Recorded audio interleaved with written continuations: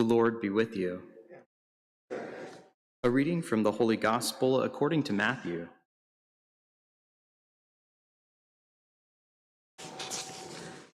Some of the scribes and Pharisees said to Jesus, "Teacher, we wish to see a sign from you."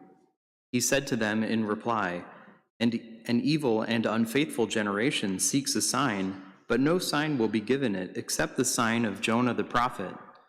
Just as Jonah was in the belly of the whale 3 days and 3 nights, so will the Son of Man be in the hearts of the earth 3 days and 3 nights. At the judgment, the men of Nineveh will arise with this generation and condemn it, because they repented at the preaching of Jonah, but there is something greater than Jonah here.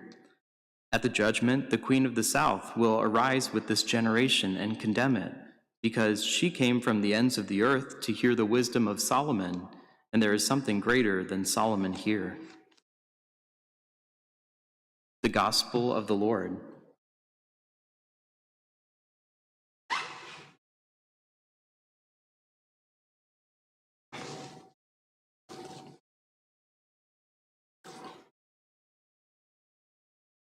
This encouragement or direction at the end of the first reading speaks well. It's a good one for us to hold on to and keep close to our heart. And it reminds me of something Mother Teresa said, which I'm sure many of you are familiar with too.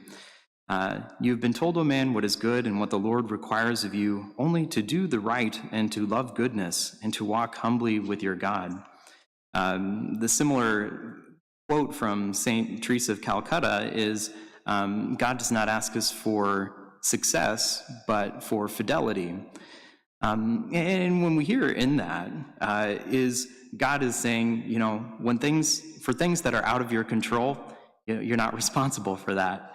But for things that are within your control, namely your own response to God and your own choosing to follow him, that we can handle.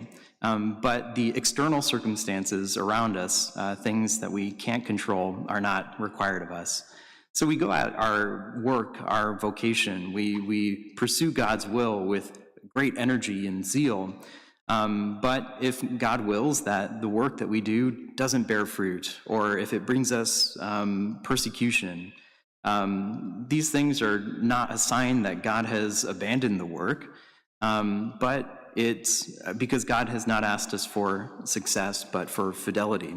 And this is what the Lord requires, only to do the right and to love goodness and to walk humbly with your God.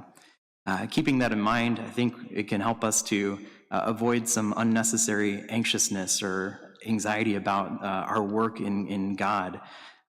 Just to realize that God rejoices in us being faithful.